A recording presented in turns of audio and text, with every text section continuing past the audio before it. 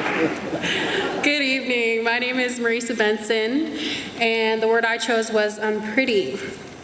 I have allowed unpretty to define me most of my life. I let feelings of unprettiness pervade my life, wreaking havoc on decisions I would have made, feelings I should have felt in relationships I could have had. From socially accepted norms of what beauty is and is not, to my personal experiences throughout my first 22 years, I cannot remember a definite time when I had truly felt pretty. I can, however, remember when the feelings of unprettiness began. When I was a little girl, about 5 years old, my father left our family and never came back.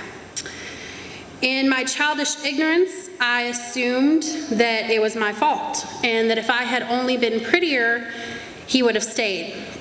I'm not entirely sure why my mind came to this assumption, but as a little girl who believed in fairy tales and that the beautiful princess always had the perfect life, I automatically assumed that I must not have been pretty enough for him to stay, and I must not have been pretty enough to deserve that perfect life. And so began this unpretty complex. I carried my unpretty complex with me throughout my childhood, my teens, and on into my adult life. The beginning, just kidding. No matter what, I couldn't shake it. No matter how many times my friends and family told me that I was pretty, I didn't believe it inside, so I didn't believe them. I would constantly laugh off compliments, and I never believed that I even deserved them in the first place. Sure, I had on a pretty dress, or my hair looked pretty, or I was wearing a pretty necklace, but the whole of me never felt pretty at any one time. Growing up, I never fit the conventional mold of what beauty is supposed to be. I was always overweight. I had curly, frizzy, messy hair. I had short legs and extremely pale skin. I wasn't tan. I wasn't anything I was supposed to be. I didn't have straight hair. I didn't have perfect skin. I wasn't thin, and I was reminded of these on a daily basis. I was teased every single day through middle school and high school. I began to allow others' opinions of me to influence my own opinion of myself. But as pretty as I felt on the inside, I tried really hard not to let it show to the rest of the world. I couldn't risk people knowing that I felt unpretty, so I approached the world with some semblance of confidence, even though it was a daily struggle just to try to feel pretty.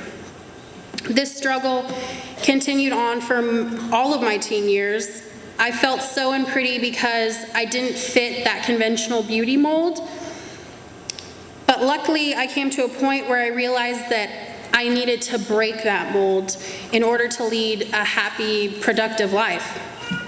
I was going to have to change the opinion I had held of myself for so long.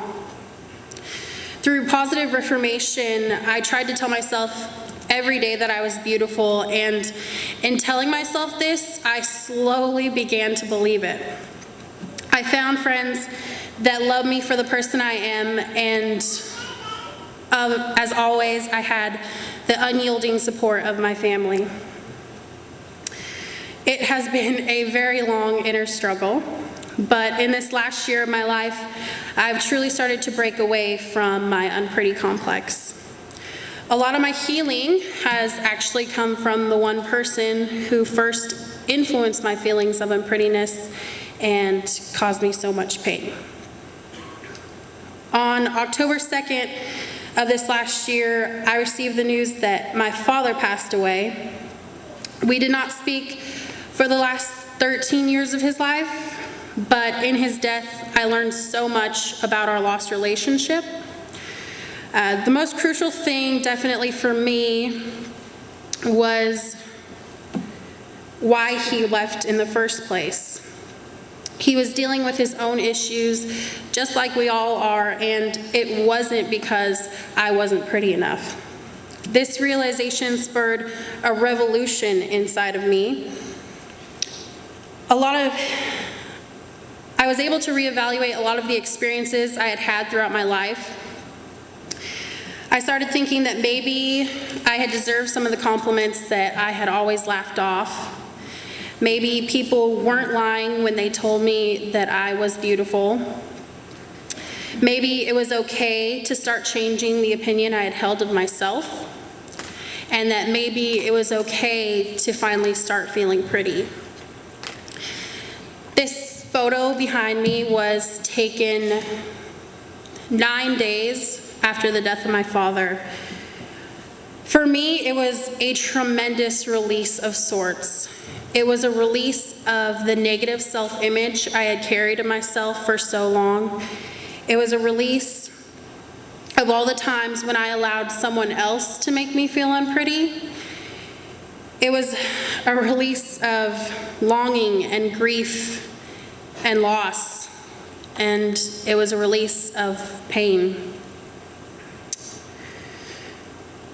What's more is that in posing for the Self-Worth Project and airing my insecurity to not only one person, but to a very large group of people, I have finally accepted myself.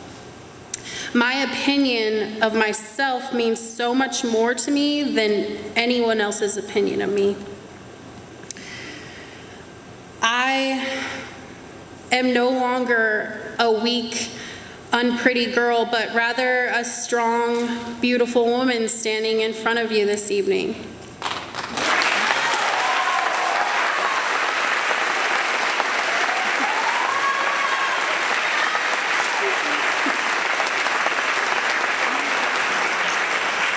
We love you, Marisa. Thank you.